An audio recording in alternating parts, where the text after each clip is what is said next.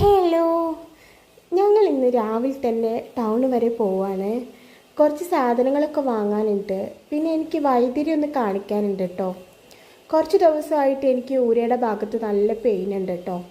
അപ്പോൾ ഡോക്ടറെ കാണിച്ചിട്ട് കുറേ മരുന്നൊക്കെ കുടിച്ചതാണ്, പക്ഷേ കുറവില്ല. അപ്പോൾ ഈ നാടൻ മരുന്നൊന്ന് ട്രൈ ചെയ്യാമെന്ന് കരുതി.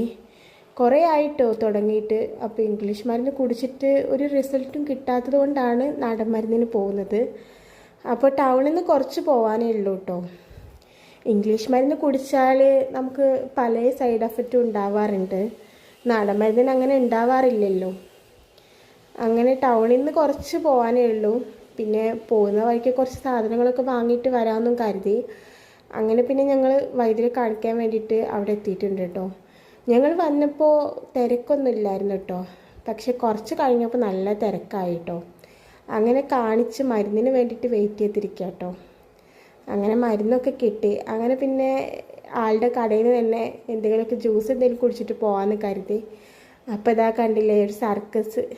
അവിടെ പുതിയൊരു അഭ്യാസം കേട്ടോ. കുറേ ആ കുട്ടി എന്തൊക്കെയോ കാണിക്കുന്നത് കണ്ടു കേട്ടോ. അങ്ങനെ പിന്നെ ഞങ്ങൾ കരിക്കൊക്കെ കേട്ടോ കുടിച്ചത്. പിന്നെ ഞങ്ങളിങ്ങനെ പോയിക്കൊണ്ടിരുന്നപ്പോൾ കരിമ്പ് ജ്യൂസ് കണ്ട്.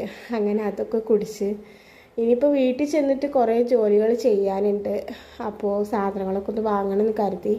അങ്ങനെ പിന്നെ കുറച്ച് മീനൊക്കെ വാങ്ങിയിട്ടാട്ടോ വീട്ടിലേക്ക് പോയത്. അപ്പോൾ